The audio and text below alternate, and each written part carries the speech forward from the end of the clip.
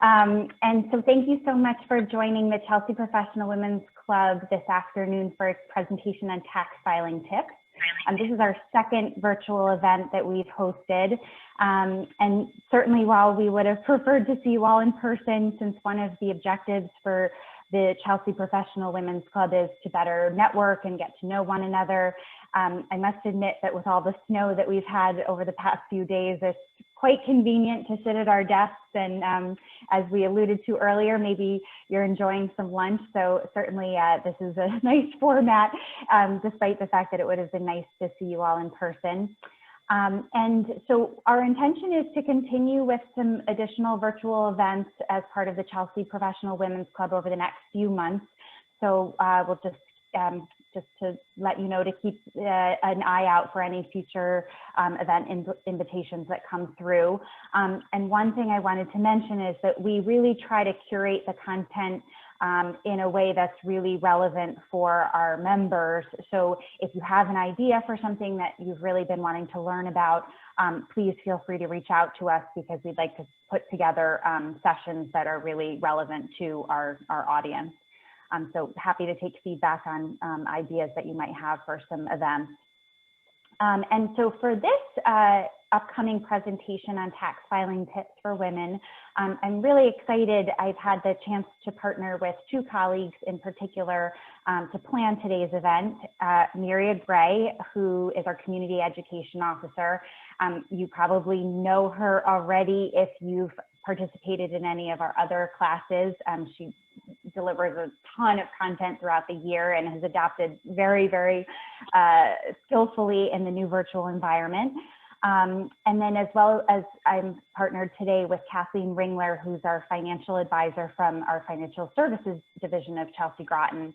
And Kathleen has been really spearheaded a lot of different events that have been targeted at a female audience. And so it's been great to collaborate with her on today's presentation. And so, and maybe I'll let Kathleen, you can see. Thank you.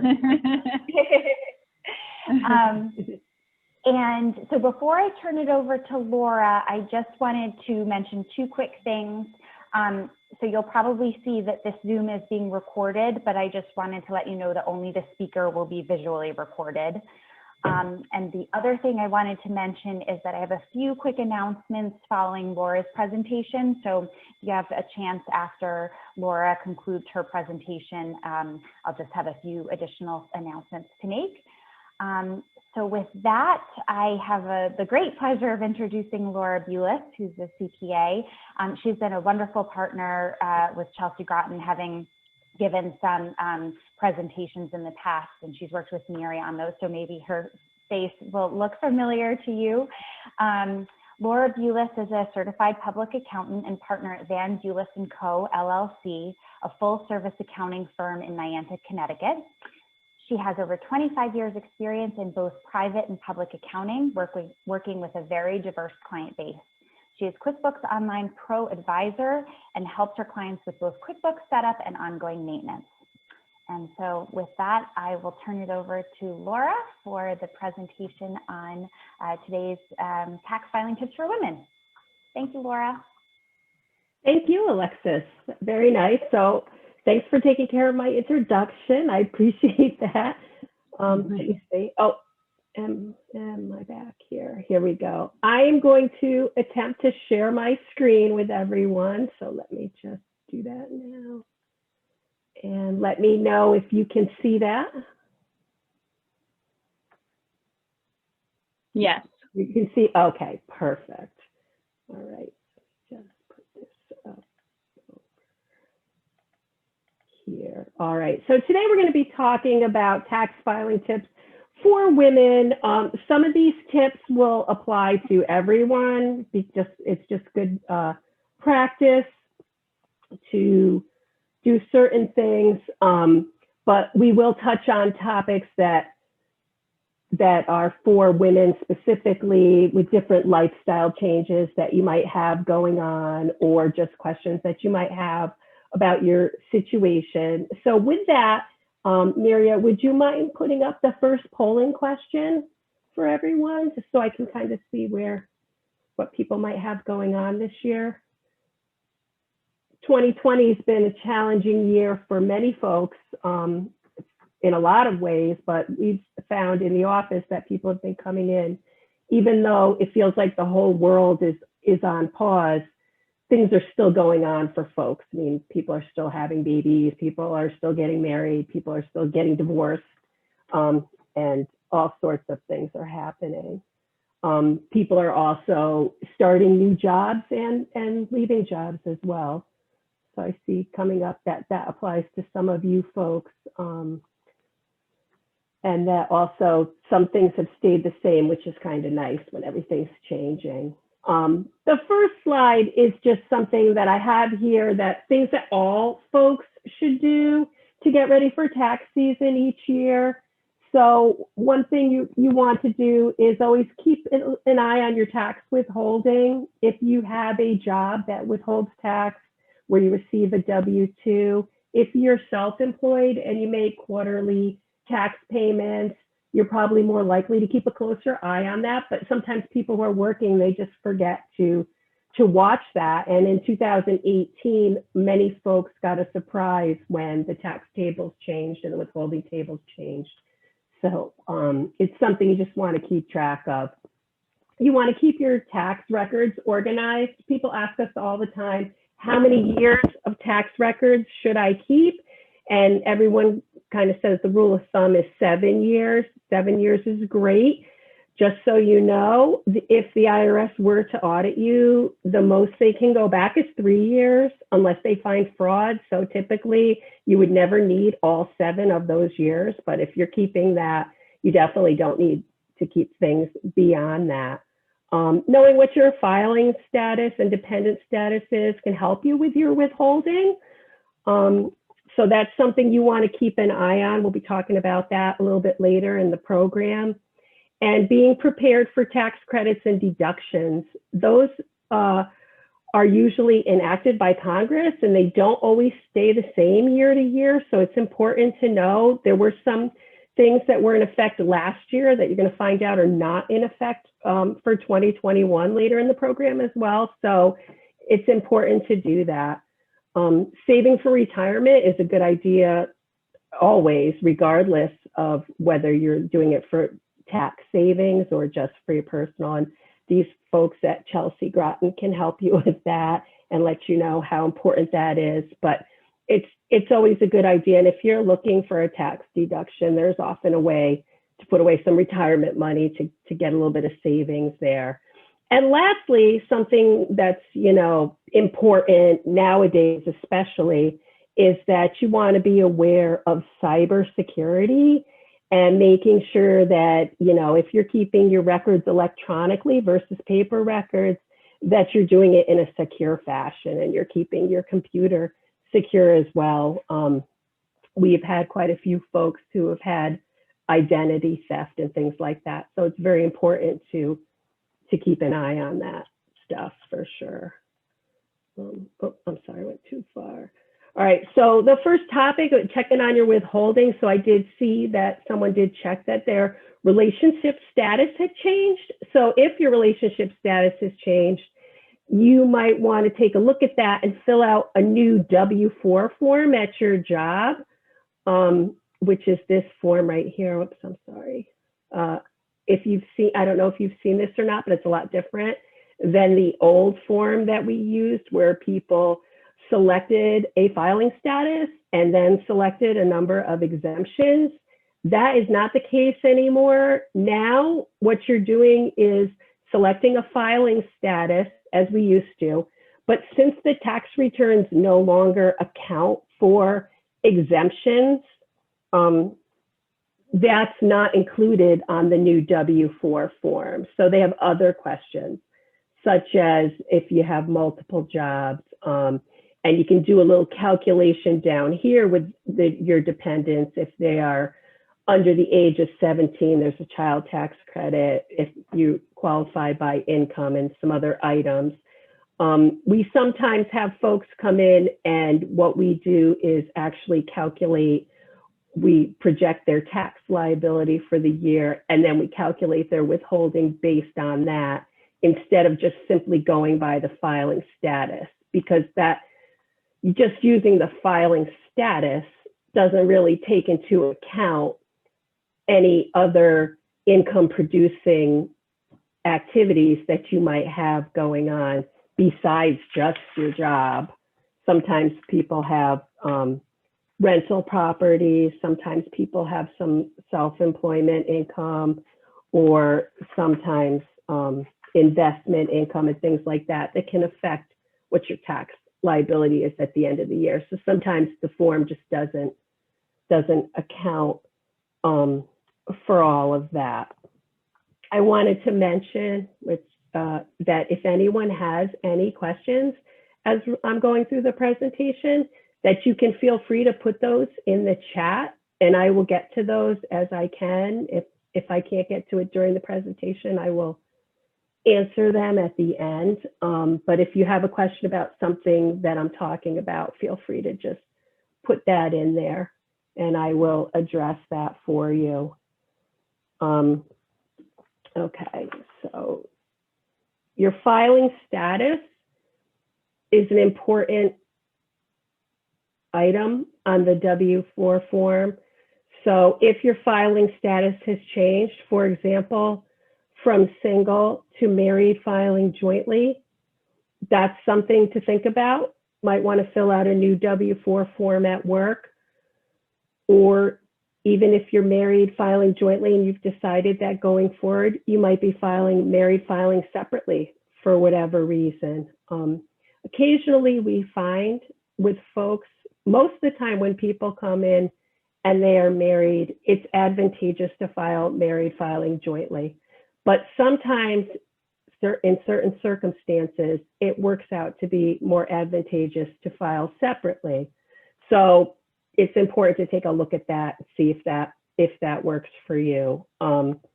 Also, we have other filing statuses: head of household, qualifying widower. If anyone has questions about those, you can let me know, or you can let me know separately after the presentation too as well. That's fine if you have an individual situation that you want to talk about.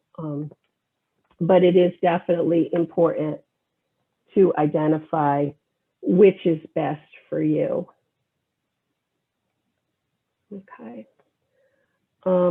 Also, keep in mind, all taxpayers have the option of either taking a standard or itemized deduction. So back in 2018, we had some drastic tax law changes, and standard deductions were increased dramatically, and then the deduction for exemptions went away. And what happened was many folks who were married filing jointly went from taking itemized deductions to using a standard deduction, because the standard deduction went up over $24,000. And this deduction for state and local taxes was limited to $10,000. Probably a lot of you know about that. So unless the couple had a fair amount of mortgage interest, it ended up that they were better off taking the standard deduction. What happens oftentimes with single folks, because the standard deduction is much lower, is they're still itemizing. It's still better for them. So if you were married and you were taking the standard deduction and you're no longer married, you might be in a position where you could start itemizing again. It's important to check on that.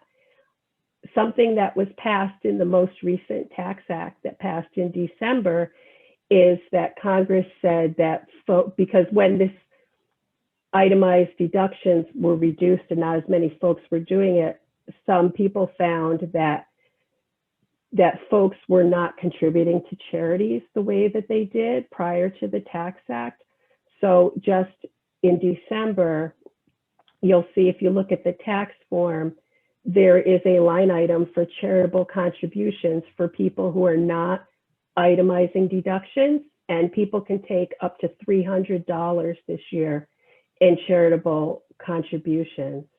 Now, the IRS has made it quite clear that they are going to be looking into this line item. So make sure if you're putting down that you have $300 of contributions, that you indeed can support those contributions, because the penalty, I guess, for not being able to do that is quite steep.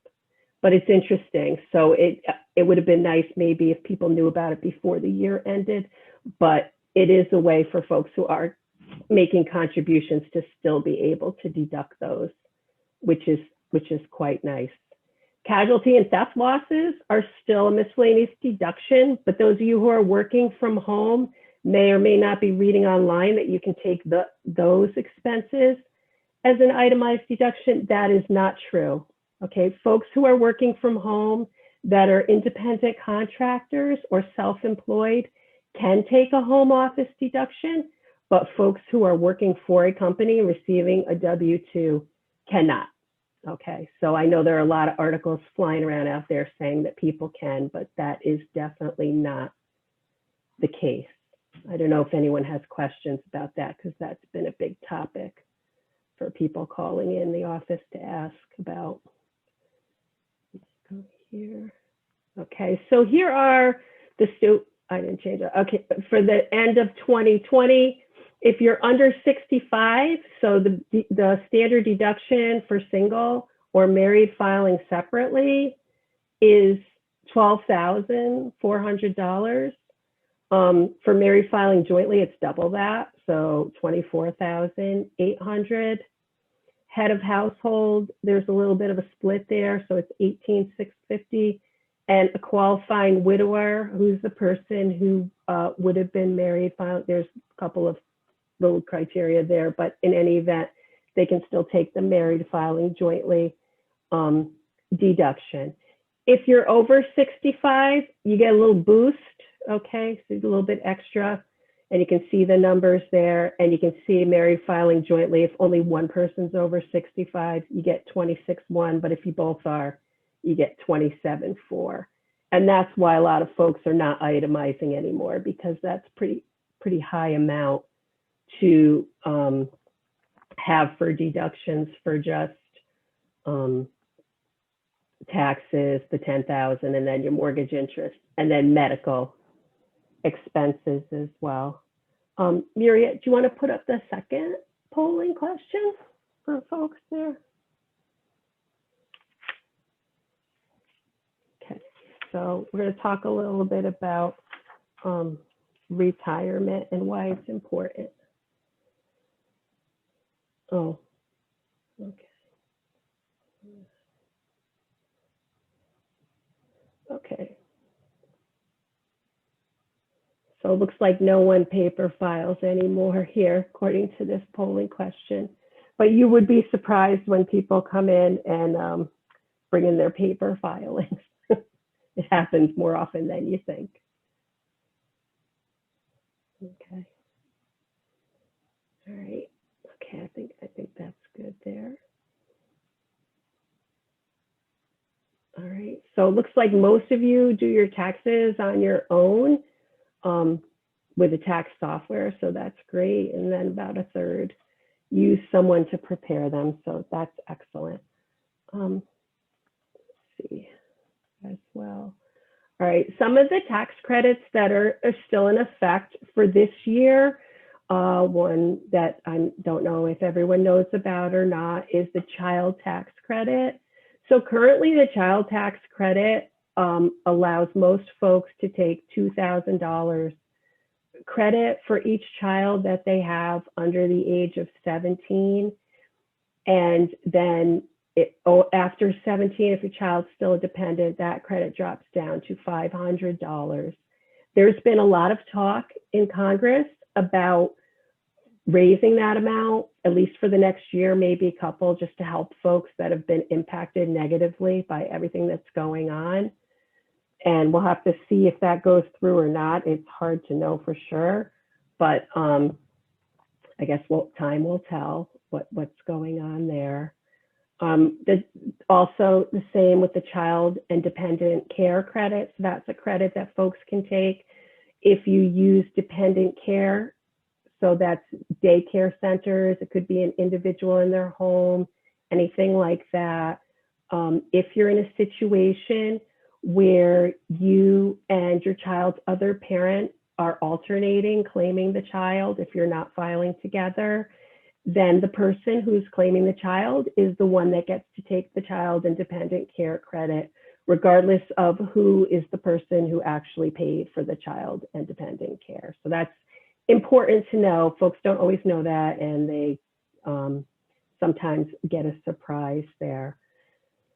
Another pretty popular credit is the American Opportunity Credit. So that's a credit that's available to folks who have either themselves or a dependent who's attending secondary education, college, and the American Opportunity Credit can be up to $2,500 depending upon how much you spend on your schooling and how much, and your income level and your filing status. So there are some different little nuances there, but it's important to know. And people who don't qualify for the American Opportunity Credit can often qualify for something else called a lifetime earning credit. Again, there can be some limits there based on your income level, but it's just another way to take credit for continuing education.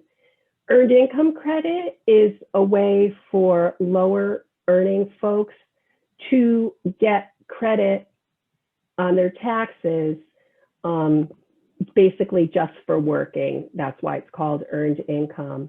This year, because of everything that went on with the pandemic, the earned income credit levels were changed so that many more people will qualify for earned income credit than have in the past. And in the past, the age limit for earned income credit used to be capped at 65. So folks who were over 65 automatically didn't qualify because of their age. That went away with the new act as well. So more people will qualify. And another kind of interesting twist that they made here was that people can use either their 2019 adjusted gross income or their 2020 adjusted gross income to calculate what their earned income credit can be. It was done because many people weren't working during 2020, so their earned income was greatly reduced. Maybe they were collecting unemployment, which is not considered earned income for the purposes of calculating this credit. So Congress did that, to help folks out. It did make it a little more complicated, but it is a great benefit to those who need it. So I'm glad that they did that. And that's something that if you fall into that category, you definitely want to look into that because you might qualify for more than you think. Okay, so earned income would be considered working at a job or self-employment income. So it's something to think about there. There's some money on the table for people who need it for sure. Another not so well-known credit is the Savers Credit. So folks who, again, qualify based on their income level, if they're below a certain amount, can take a credit for simply saving for retirement. And it's available to people who put money in a Roth. And not everyone knows that either. So it has to be a pretty, it's pretty, I want to say it's below 30,000 for single folks. So it's a small amount of adjusted gross income, but it's interesting because they do get a small credit and it is incentive to save. One of the items that Congress is talking about right now, as well as that, is kind of leveling the playing field for folks when it comes to retirement savings. I don't want to get too technical here, but if, let's say you're saving for an IRA, and let's say you're under the age of 50, so you put $6,000 into your IRA for the year, you max it out, and you don't have any retirement plan at your job, so you're able to take a deduction for the full $6,000. So that means you get a tax savings based on whatever tax bracket you're in. So let's say you're in the lowest tax bracket and that's 10%. You're saving 10% or $600 on your taxes by saving that $6,000. But if you're in a top tax bracket, let's say, 25% or higher, then your savings is much higher than somebody who's in the lower tax bracket. So one of the things that they're trying to work out right now is make it so whoever puts money away, no matter what it is, everybody gets the same credit, regardless of, so it's not based on your earnings, it's based on how much you put away. So that's something that if you're interested in, you might want to follow that, because that would actually take people who are in a lower tax bracket and give them a much better savings.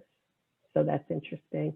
There's a foreign tax credit that's available to folks who pay for taxes in a foreign country for whatever reason. You might have something going on, or you just might have investments there, and you might see that on your investment statement when you receive it from your broker. So you do actually get a little credit for that. And the residential energy credit is still out there. It's very limited, but it's still available to folks who put in things like geothermal systems and stuff like that. So they're still out there. It's out there for businesses as well, if those of you are thinking about a business tax credit that's a little bit more broad for the businesses than it is for individuals right now. Let's see. Oh, before I go to the next slide, can we maybe put up the third polling question, Miriam? All right. So this one's about your retirement savings.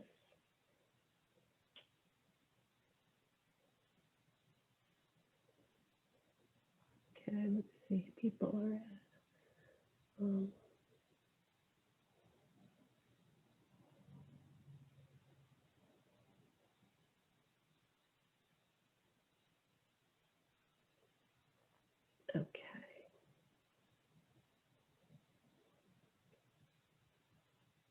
All right, well, sounds like a lot of you are working on your retirement, so that is great. Something that was available in 2020, I don't know if anyone took advantage of this or not, but you were able to withdraw from your 401k account in 2020 without, even if you were under 59 and a half, without the tax penalty that Congress, I don't know if people heard about that or not. Folks were able to take the money out, avoid the 10% penalty, and then opt to either, instead of being taxed on the full amount in this year, 2020, they could spread that distribution out over 3 years and just pay a third, a third, a third each year. They also had the option of paying the money back within 3 years without a tax consequence.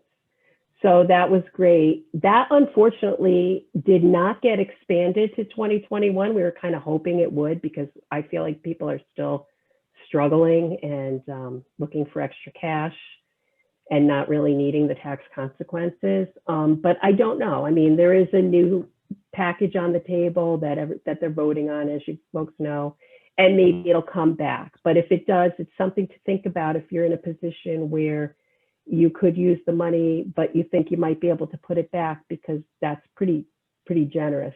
Usually it's a 60-day window to put your money back without a tax consequence, but offering 3 years is quite generous. Another piece there that we haven't heard about yet was if you are, I see that some people are ready to start withdrawing. If you are subject to RMDs, the RMDs were suspended in 2020. Not sure about 2021 yet, but that was helpful to folks who didn't need the money and didn't want to pay the extra taxes. Okay, so that was quite nice as well. Laura, there's a couple of questions in chat, but one of them has to do with this. It's about if they want to take a distribution from their IRA due to COVID, what do they need to demonstrate to the IRS that they have for a financial hardship?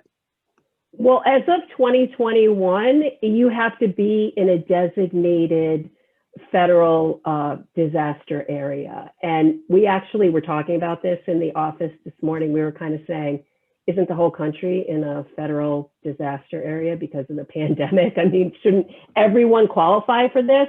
But as far as we know, the answer is no, that has not been declared. So right now, that's the way it is. But I mean, you can take money out of your 401k for other reasons, like, for example, medical disaster. I don't know if you have anything like that going on, but if it's just because you need the money, there is nothing in place at this time to help folks out with that like they had last year, unfortunately. But go ahead. I'm sorry, Alexa. I was just going to ask, what if they took the distribution in 2020? If they took it in 2020, then they're not subject to the 10% penalty, and they don't even have to claim it in 2020, the full amount of the distribution is taxable. They can spread that over 3 years, and they can pay it back within 3 years without a tax consequence. So let's say you were to do that. Let's say you took money in 2020 and you file your taxes now and you put a third down, and then next year you pay it all back. You could go back and amend your 2020 return and take that income back and get a refund for that. But 2021 so far, they did not extend the penalty-free distribution. We'll see. We're kind of hoping, because it's still pretty bad, I think, but we'll see. Are there other questions about that? What else is in the chat, Maria? There's a question, what is the difference in how much is taken out if you file for a lot of different things versus just head of household? Are you talking about on the W-4 form? Yes. Okay, so if you just file as head of household, then your employer is just going to the head of household table and looking up how much to take out, and that's the end of the day. If you go down here and fill some of this step 3 and 4 out, so for example, if you put something in here and claim dependents, then they're actually going to take less out of your check, because they're going to take into consideration that you're going to get that dependent deduction. And if you put something down here under other income, then they're going to take out more. So it depends on what you put down. And honestly, it depends on how much you put on those lines. So for example, if you were to put, I claim 1 dependent. So the dependent credit is $2,000. So they would look at what your withholding would be for the year based on your individual income level at head of household. And then they would divide that over your pay periods, and that's how much less you would have taken out. So it stems from a point when you put those things on there, and then when you go to do your taxes, you file the way you set that up, and not enough was being taken out. And not enough was being taken out. Right. So then you can use this line down here in step 4. It says 4C, extra withholding. So let's say you got to the end of the year and you owed $1,000. You could put on that line and you get paid every week. You could put on that line additional withholding $20. And that means that your employer would take out an extra $1,000 the following year, and then you would break even. Yeah, see, that's always been my confusion. I thought it was set up that you would at least break even. I didn't realize that, it's not always set up that way, that you actually might have to have extra taken out. It is, yes. And that changed in 2018 because a lot of people used to put things like single zero and just have the maximum taken out, and then they had, they were way overpaid. But this form tried to make it so folks were more closely withheld to their actual tax liability. And so they wouldn't really owe much and they wouldn't really get much back. But that being said, if you didn't fit, you know, if you had other income, then that really didn't work out for you. Or second jobs. That's another thing. So if you work at more than one job, it's very important to maybe have a little bit extra withheld if you don't want to owe at the end of the year. Because what happens is, let's say you have one job where you earn $10,000 a year, and then you have another job where you earn $20,000 a year. Each job, when they're calculating your withholding, is calculating it as though that's all you earn. So your $10,000 a year job isn't going to take very much out. But when you put the two together and you have $30,000, you're going to have more of a tax liability, and you know, percentage-wise and all that. So if you have more than one job, that's often where you run into it. Or people who are married filing jointly, because they have more than one job again, and they check married here, and that again, it looks like you only have the one job. But yes, that did change in 18, and it caught a lot of folks off guard, that's for sure. I suspect that some people might owe this year. You've probably seen it on the news because they've made a big deal about it, but people who were collecting unemployment may or may not have had taxes withheld. And if you didn't, just so you know, unemployment, although it's not earned income, it is taxable income. So therefore it is added to your income. And some people received quite a substantial amount in unemployment because of the additional amount that was given out by the federal government. But if you did collect unemployment this year, you should have received a statement from the state of Connecticut by now. Most people have. And I actually had a few folks who told me, oh no, I didn't have anything withheld. And then they received their statement. They actually did have taxes withheld. They didn't even know. So you want to take a look there and see if you did. Okay, if you're concerned about that. Are there other questions about the W-4 in there in the chat? I'm sorry, I can't see it here. There's a couple of questions. Just one is I don't think specific to the W-4, but one kind of clarifying question on the earlier conversation about the distribution out of the IRA in 2020.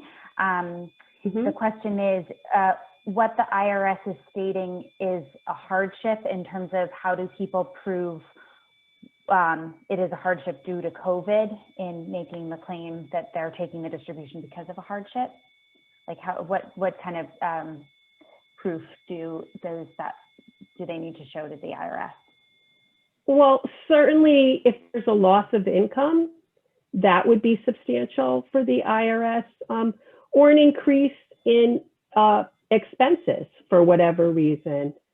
I can't think off the top of my head right now where someone might have increased expenses, but I know that people ran into issues with things like childcare because of the schools being closed and things like that. I don't know if that's an example, but anything that shows that you needed to take the money out because of what was happening and didn't just take it out because you wanted to redo your kitchen or something like that. I don't know if that answers the question, but they haven't specifically provided guidance as to, what's considered a hardship and what isn't.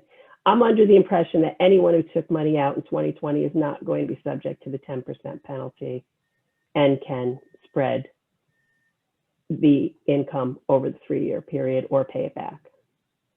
I mean, I can't imagine the IRS is really going to come down hard. Everyone suffered a little bit, I think, right? We all, as long as it's not frivolous, I don't. So then another question that came through is there any way to pay in extra Social Security and Medicare to build up your retirement benefit?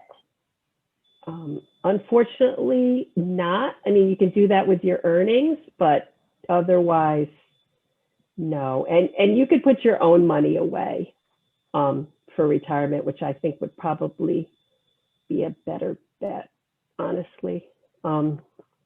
You can talk to a financial advisor about that. We don't do investments, but no, I guess it's a short answer there. Okay. And then one more question in the queue right now. The question is, are there any legislative discussions to increase allowable annual retirement contributions for individuals over age 50? Not that we know of, unfortunately, but that's a very good question. We wish, but I haven't heard anything about that either. So yeah, that's a shame, but yeah. Okay, that's all the questions for now. Thank you, Laura. That's all. Oh, you're welcome. That's okay.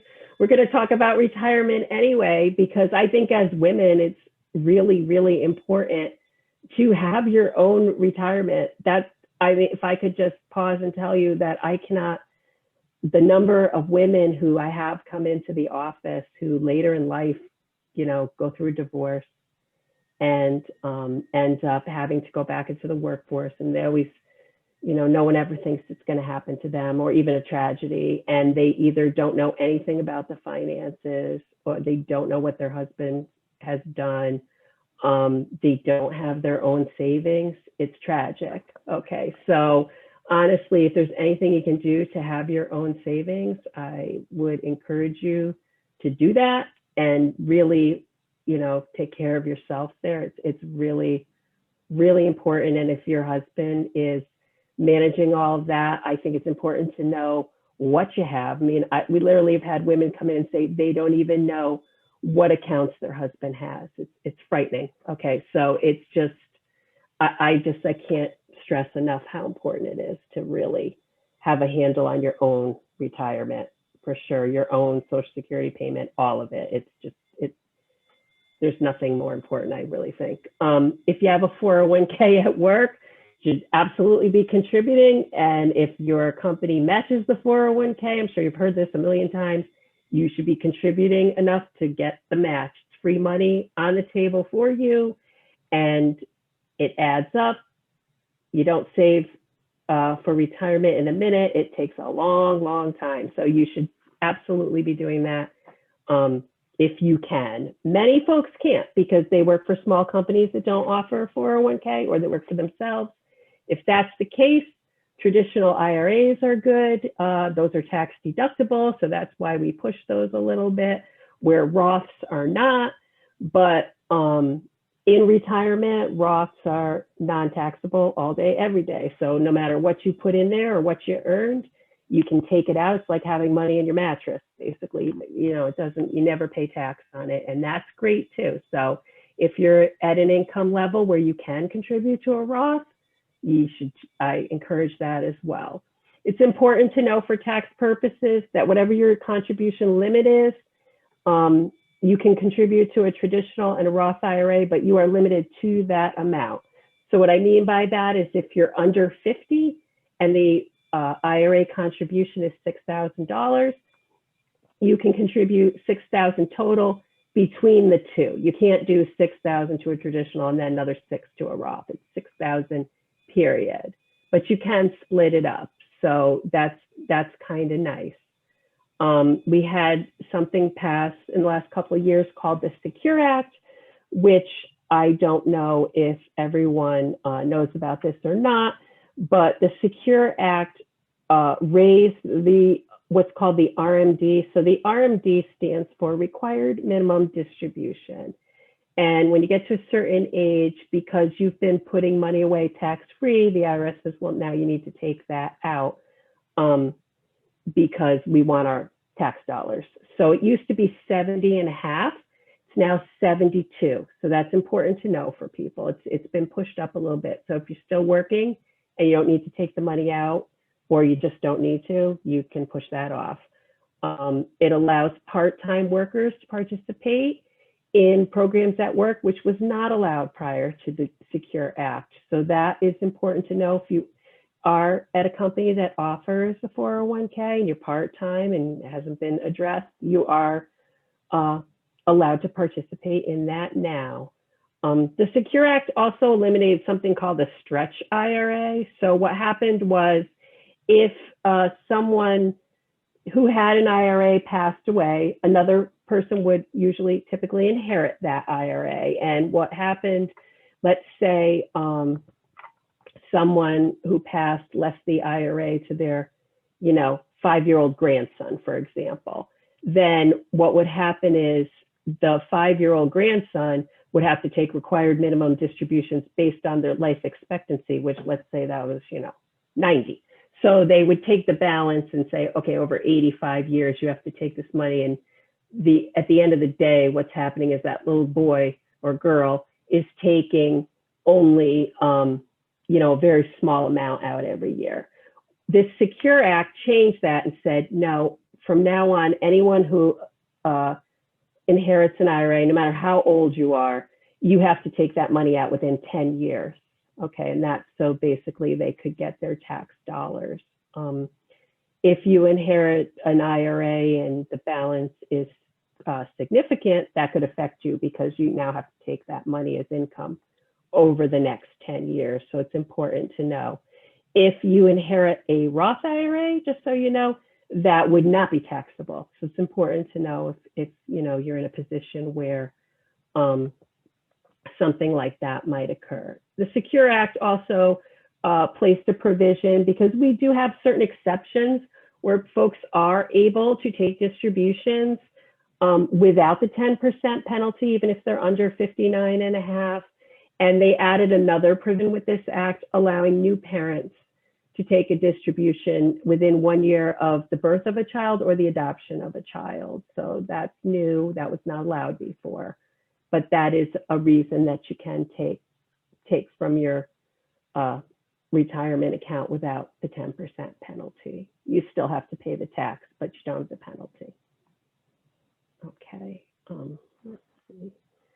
Another way that you can save money on your taxes besides contributing to these types of accounts is if you have a high deductible insurance plan, you can open up an HSA. And again, I think as women, this stuff is super important. Even if your spouse has already an HSA account, you can open your own and you can put, so this year, $7,200 is the amount that a married couple can put into an HSA. So if they each have one, they can each do $3,600. Okay, so even if you know that there's another HSA, unless you're maxing that out together as a couple, you can have your own. Okay, so you can open that up, and it's important again to have that. And of course, I don't have here, but one of the other what we call above the line deductions that people sometimes forget about is you can deduct student loan interest. Again, there's some income, limits to that, but it is something that's deductible. So if your income's down, you're paying student loan interest, maybe you couldn't deduct it before, but you might be able to in 2020. So don't forget about that. Okay, it's something that you can do there. Do we have any other questions in the chat or? There was another question that just came through. What is the safest Roth IRA to invest in? Oh, the safest. I don't usually give advice about that because we don't do investments at our firm. You might want to talk to a financial advisor. And if you do that, if you get a good one, and there are a lot of good ones out there, they'll go over with you your risk comfort level. And then and if they don't do this, you probably want to go somewhere else, but they'll talk to you about how much risk you're comfortable with, how much you're willing to see your account go down and not be uncomfortable in the event of a market decline. And they'll help you choose an account that's best for you. And I'll just, Kathleen, I don't know if you wanted to add anything. No, I think that was spot on by saying it is based on your own risk tolerance. So, we do financial advising here, so I'm happy to assist anyone. But it is based on everyone's scenario is different, and there's a lot of different options out there. We use software called Riskalyze that allows us to have clients ask a couple of questions, and then we can determine what their risk score is, so what their risk tolerance is, and then match your investment to that. So, thank you. Thanks, Kathleen. There's another question that actually might be sort of more of a tag team effort. If you only have $6,000 or less per year to invest in retirement, would you recommend a 401k or a Roth? Oh. Do you want to take that, Kathleen, or do you want me to say what I think? Well, my opinion. So I think what we do is we look at the big picture. And kind of see, right? With Laura, I always say, speak to your tax advisor to kind of see what they would suggest as far as what would be more beneficial from a tax standpoint. And then, and then we kind of go from there. I mean, one is more individually based, where the 401k is more company based. And if they're matching, like Laura said, I always am a proponent of try to get that free money from your employer, if you will. So I kind of, but again, depends on their tax situation. Laura, your thoughts? Yeah, I concur there. Sometimes there's more to it than that. If you're self-employed, for example, and you're trying to purchase insurance on the exchange, I mean, there are a lot of factors that play into that for sure, that decision. But if there's a match, you definitely should go for the match, I'd say. Mm-hmm. Yeah. Well, those are all the questions for now. Well, I mean, I'm pretty much at the end here. I just wanted to remind people to keep your information secure. As always, it's very important to make sure when it comes to your computers or mobile devices that you have virus protection, you have a firewall. Keep a backup of your files. I, at home, keep an external hard drive and only plug it in when I'm using it. I unplug it the rest of the time. And that, I feel, it helps with the secure information. I would not carry it around anywhere or, leave it. I think it's important to watch that. There are a lot of phishing scams right now. I mean, I've received calls that I'm going to be arrested because of my IRS tax debt and things like that. So we all get those calls, right? They don't discriminate. So just be careful and be aware of it. I've seen some pretty sophisticated scams, so just keep an eye out. If you receive an identity theft PIN from the IRS, if you have had identity theft, you want to make sure that you keep that handy so that you need it to electronically file your taxes. You can't just use any old PIN like everybody else. You need that PIN. So hang on to that. If anyone has any other questions after, you can feel free to reach out. I'll put my contact information here.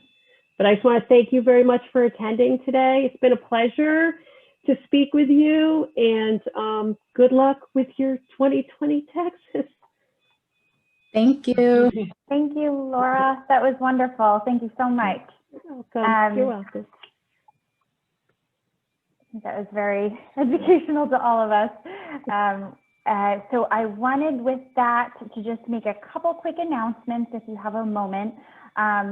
So the first thing I wanted to just mention, some of you may already be signed up, but I just wanted to let you know that Chelsea Groton has a free e-newsletter, both what we call Mutual Matters, which is for all individuals, as well as Business Mutual Matters, which is really more geared at business topics. So I'm going to put in the chat box a link to that where you can sign up for it if that would be something of interest, or if you want to share it, if you're already signed up and you feel like the content is relevant to other individuals, either colleagues or friends, feel free to give them the link to sign up as well. So I'm putting that link in the chat. The other thing I just wanted to briefly mention is that we have a page on our website that's all tailored towards COVID-related resources and information. So I'm going to put a link to that as well in the chat box. And I wanted to specifically mention that We are now, for anyone here, these next two announcements are going to be specific to you if you're a business owner or work for a business for which this information might be relevant. Chelsea Groton is now receiving applications for the Paycheck Protection Program, the PPP loan, which you're probably, even if you're not a business owner, you've probably heard a lot about it in the news. So whether this would be your second draw PPP loan, i.e. you've received it in the past with the first round that was in 2020, or you're a new applicant, you can apply with us. And so I'm going to send you the link where you can find out more information about how to apply. It's via online application this time. So I just wanted to mention that. And then the last announcement I wanted to make, we're very lucky today to have Laura Stetler on this Zoom call. She participated.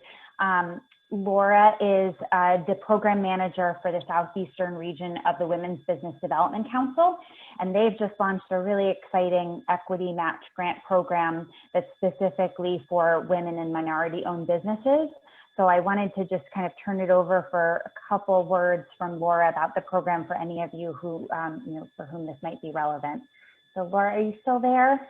I am. I will come off mute. You get two Lauras for the price of one today. So anyhow, super quickly, we are a statewide economic development nonprofit. If you don't already know us, we have 3 regional sites, and of course, I'm in the southeastern corner. Delighted to share with you that we have an opportunity fund that has come online because we know, especially in the last year, that there are still ways we can continue to invest in and support. So I will put a link to the application for the match grant that this round is open for the next 2 weeks, but rest assured, if you're not quite ready to apply for something like this, it's going to be multiple rounds. We're very aware of ongoing support and investment and how valuable that can be.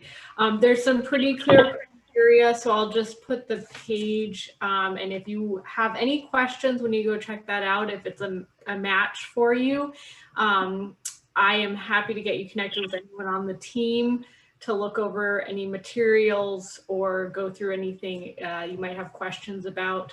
Also on the PPP side of the house, delighted to provide any technical support from our business advisory team that would be helpful. So between Alexis and Laura and Kathleen, we have lots of good things to wrap around you to benefit you. But I will put that link right here and hopefully get to know some of you more. Thanks, Laura. Okay, I just also wanted to mention I posted Kathleen's contact information for anybody who had kind of follow-up questions about investments per the questions that came through today. Any other questions before I'll give you a couple of moments to just kind of gather some of the information from the chat window, but certainly feel free to reach out to us if you have any other follow-up questions.